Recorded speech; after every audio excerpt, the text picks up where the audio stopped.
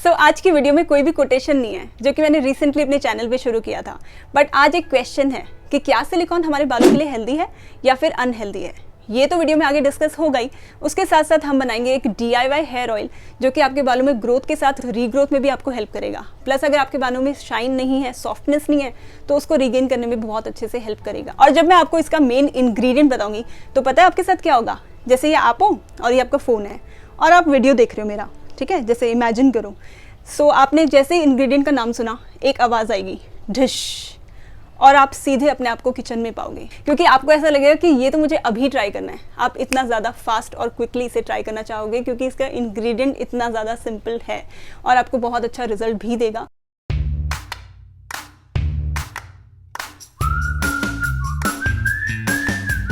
Hi guys, welcome back to the channel. I really hope आप सभी लोग बहुत अच्छे से रह रहे होंगे।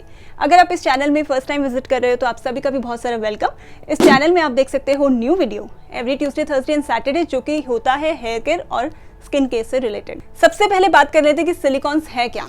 सिलिकॉन्स एक पॉलीमर है जो कि सिलिका से बनता है और 40 to 100 डिफरेंट तरह के सिलिकॉन्स जो हैं वो पाए जाते हैं और उनका डिफरेंट यूसेज भी है। किसी का ऑटोमोबाइल इंडस्ट्री में है, किसी के मेडिसिनल पर्पसेस के लिए उसका यूज़ हो रहा है और किसी का हेयर केयर प्रोडक्ट्स में भी यूज़ हो रहा है। हमारा मेन फोकस है हेयर केयर प्रोडक्ट्स। इसको यूज़ किया जाता है शैम्पूज़ में, कंडीशनर्स में, सिरम्स में और स्टाइलिंग जेल्स में और प्लस हेयर मास्क में। अब हमारे माइंड में ये थॉट आएगा कि अगर सारे प्रोडक्ट्स में डाला जाता है then how can we avoid using it. सबसे पहले हमें पता होना चाहिए कि हमें इसे अवॉइड करना चाहिए या नहीं करना चाहिए। बेसिकली सिलिकॉन्स हमारे बालों के लिए करते क्या है। ये हमारे बालों में शाइन लेके आता है, हमारे बालों में बाउंस लेके आता है, हमारे बालों में सॉफ्टनेस लेके आता है।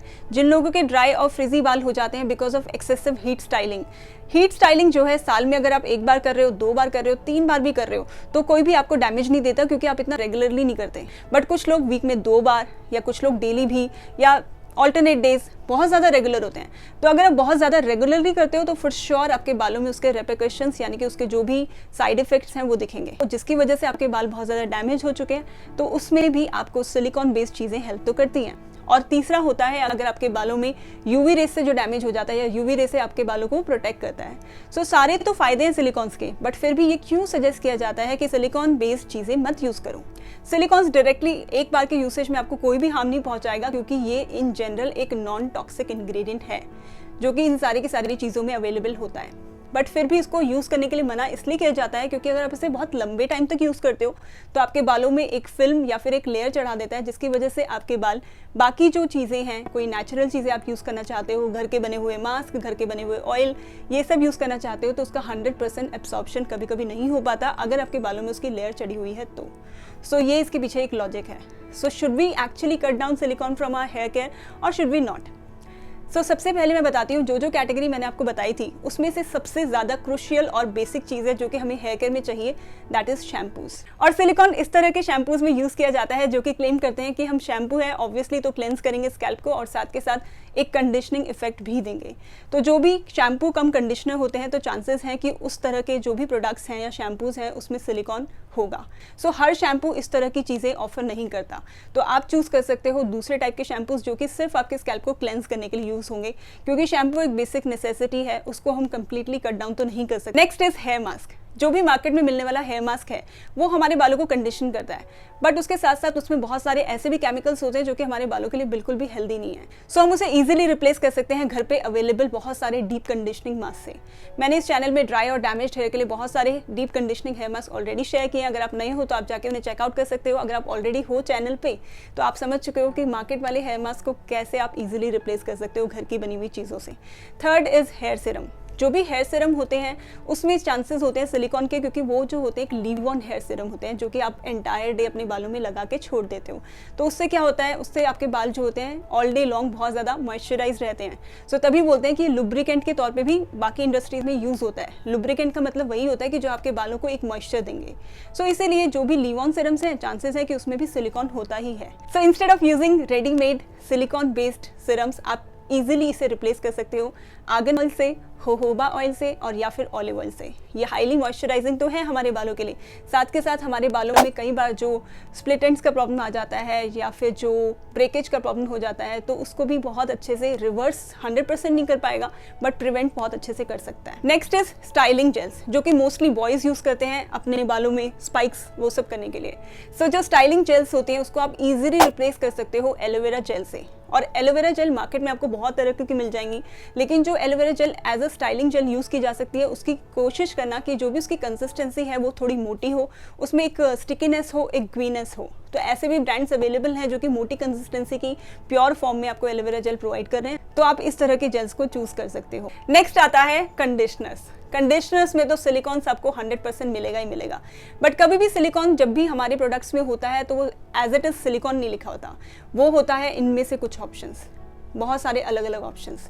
सो आइडेंटिफाई आप कैसे कर सकते हो? सो जनरली जो भी वर्ड होता है वो एंड होता है कोन, जेन, सिलिका और एक दो और चीज़ें हैं जो कि यूज़ की जाती हैं, तो उससे आपको समझ आ जाता है। सो कोन इज़ द मेन थिंग जो कि ज़्यादातर प्रोडक्ट्स में यूज़ होता है। मेथिकॉन, डाईमेथिकॉन, इस तरह की चीज़ें यूज़ होती हैं, इसका मतलब हमें समझ आ जाता है कि वो सिलिकॉन है। बट सिलिकॉन के भी दो टाइप होते हैं, एक होता है वाटर सॉल्युबल और एक होता है जो पानी में नहीं मिक्स हो सकता। जो पानी में नहीं मिक्स हो सकता वो थोड़ा प्रॉब्लमेटिक है, बट जो पानी में मिक्स हो जाता है वो बिल्कुल भी प्रॉब्लमेटिक नहीं है। बट ये आइडेंटिफाई करना ही बहुत मुश्किल हो जाता है कि कौन सा वाटर सॉल्युबल है, कौन सा नहीं है। तो इसीलिए आपका जो सेफर ऑप्शन होगा वो यही होगा कि शैम्पूज़ के अलावा बाकी चीज़ को कट डाउन करके इनके जो भी रिप्लेसमेंट मैंने आपको बताए हैं आप उनको ज़रूर ट्राई कर सकते हो। एंड स्पेशली अगर आपको ब्रेकेज और स्प्लिट एंड्स का प्रॉब्लम है, उसके पीछे आपकी डाइट तो हो ही सकती है, बट कुछ अनहेल्दी प्रैक्टिसेस के साथ साथ जो प्रोडक्ट आप यूज़ कर रहे हो वो भी उसका रीज़न हो सकता है। सो बेसिकली रेमेडीज़ को अप्लाई करना is nothing but a lifestyle change. मतलब ऐसा नहीं हो सकता कि आपने एक दिन रेमेडी यूज़ की और उसके बाद अगले दिन आप गायब हो गए। सो अगर आप इसे अपने लाइफ का पार्ट बनाते हो तो डेफिनेटली आपके बालों में जो भी इंप्रूवमेंट होगा वो बहुत अलग तरीके का होगा और आप वो खुद नोटिस कर सकते हो।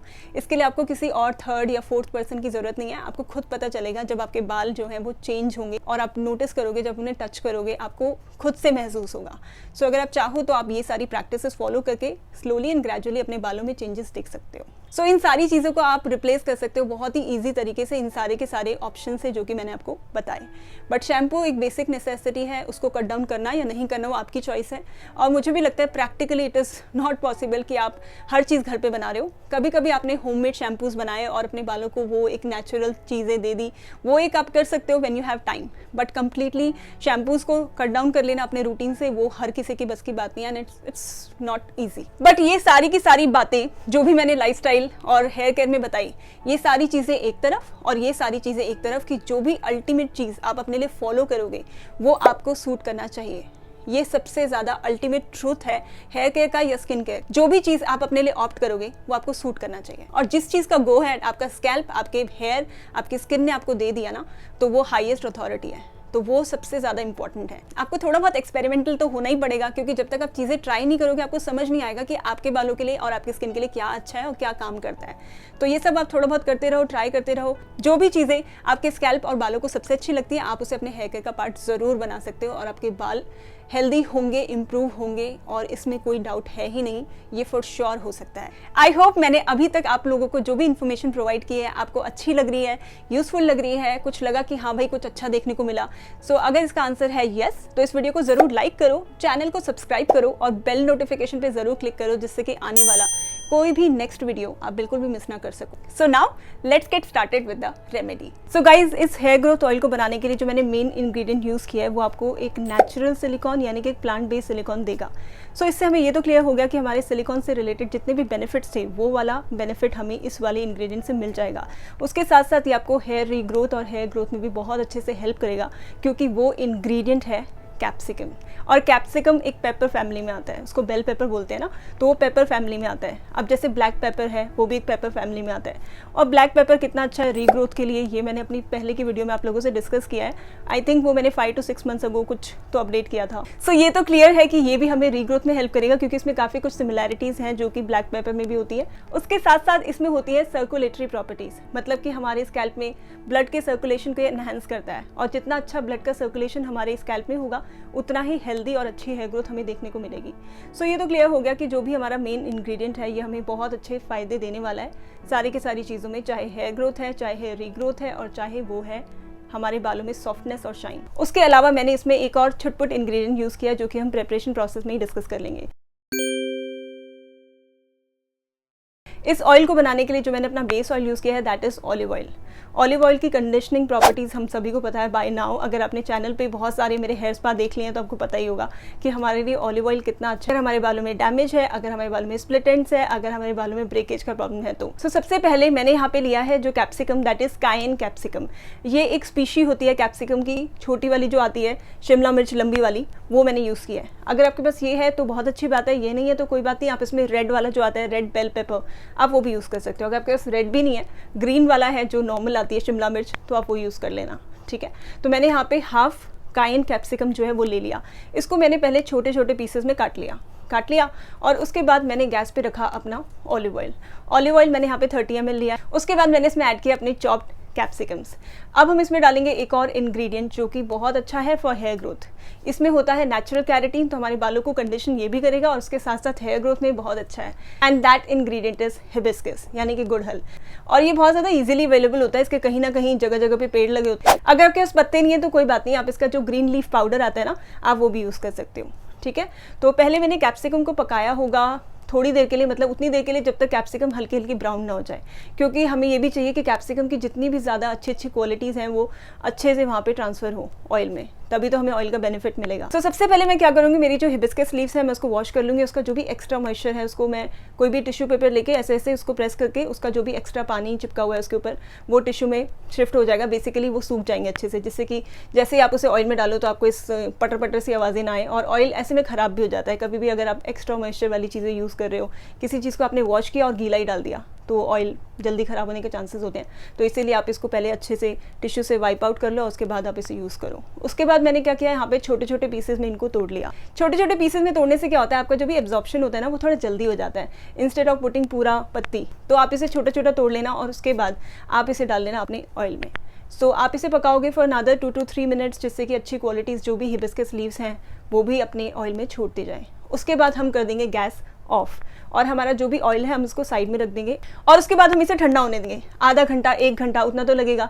उसके बाद हम इसे साइड में रख देंगे। ठंडा होने के बाद आप इसे अपने किसी भी ग्लास जार में शिफ्ट कर लोगे। मैं जितने भी DIY ऑयल्स बनाती हूँ मैं इसे अपने ग्लास जार में हमेशा शिफ्ट कर लेती हूँ। अगर आपके पास ग्लास की बॉटल है तो वेल एंड गुड, तो वो तो होती है हर किसी के घर में, जैम की, अचार की, कुछ तो अवेलेबल होता है, तो आप भी कुछ ऐसा ही यूज़ कर सकते हो।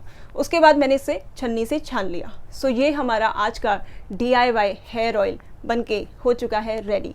इसको अप्लाई कैसे करना है, सिंपल किसी भी ऑयल की तरह। सबसे पहले आप अपने स्कैल्प में लगाओगे जिससे कि इसकी जो भी गुड क्वालिटीज़ हैं आपके स्कैल्प के पोर्स के थ्रू आपके फॉलिकल्स तक पहुँचे, क्योंकि जितने भी फॉलिकल्स डोमेंट हैं स्पेशली उसके लिए हिबिस्कस बहुत अच्छा है। हिबिस्कस में इतनी अच्छी प्रॉपर्टीज़ हैं कि जितनी भी डोमेंट हमारी जो पड़ी हुई हैं फॉलिकल्स जो कि हमें हेयर ग्रोथ दे नहीं पा रहे फॉर एनी रीज़न, किसी भी रीज़न से, उनका जो एक साइकिल होता है हेयर ग्रोथ साइकिल जो कि नेचुरली एक सर्टेन स्पीड में ऑपरेट होता है, वो नहीं हो रहा और वो स्लो डाउन हो गया किसी भी रीज़न से, तो जितने भी डोमेंट फॉलिकल्स हैं उनको वो लात मार के उठाता है और बोलता है आलस कम कर और नई वाली ग्रोथ दे।